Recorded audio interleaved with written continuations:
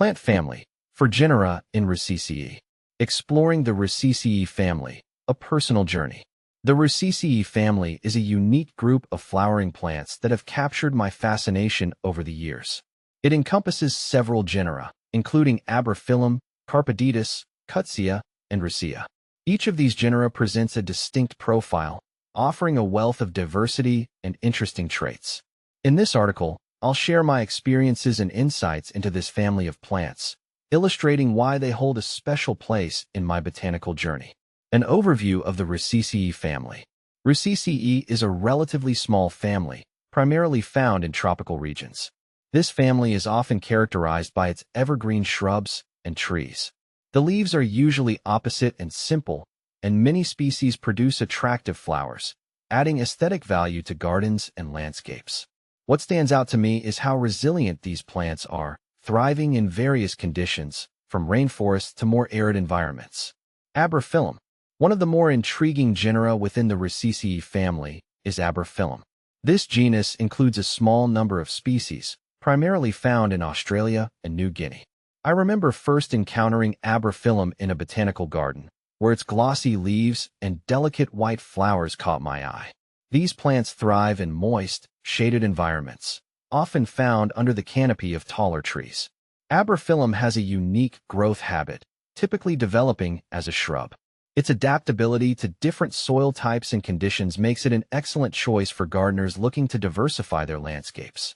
The flowers, while not large, have a subtle charm that draws pollinators like bees and butterflies. Carpaditis. Next on my journey through the Rousseaceae family is the Carpaditis genus. Comprising a few species, Carpaditis is native to New Zealand and parts of Australia. I had the chance to explore this genus during a visit to New Zealand's lush forests. The trees, known as Carpaditis, are notable for their striking bark and attractive foliage. One of the species, Carpaditis serratus, stands out for its ability to grow in challenging environments. I witnessed this resilience firsthand when I saw a mature tree thriving on rocky slopes. The flowers of Carpaditis are small but form in clusters, creating a delightful display that adds to the landscape's beauty. I found it fascinating how this genus plays a role in supporting local wildlife, including various bird species that rely on its fruit. Cutzia. Moving on, we come to Cutzia, a genus that often piques interest due to its limited distribution. With just a few species found primarily in Madagascar, Cutzia embodies the unique flora of this biodiverse island. My first encounter with Cutzia was during a visit to a botanical reserve focused on Madagascar's endemic species. The plants of this genus are generally small to medium-sized shrubs, featuring beautiful, fragrant flowers that attract a variety of pollinators. The lush, green foliage complements the vibrant flowers, creating a striking visual.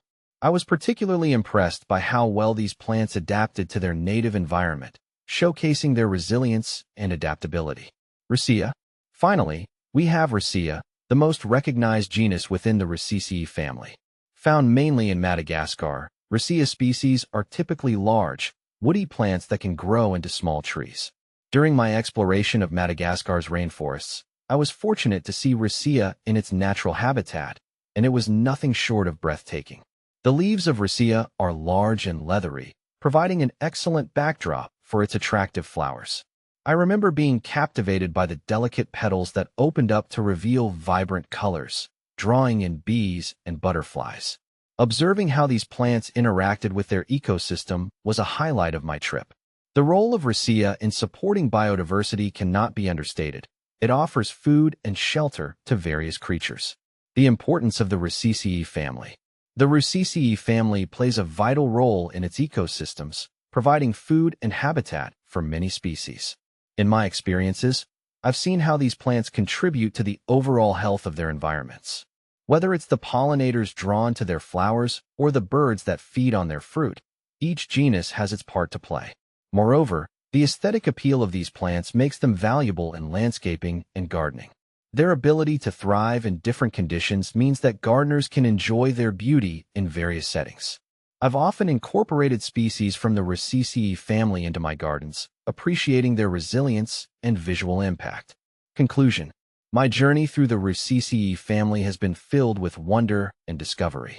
From the glossy leaves of Abrophyllum to the vibrant flowers of Rousseaceae, each genus offers unique characteristics that contribute to the family's charm.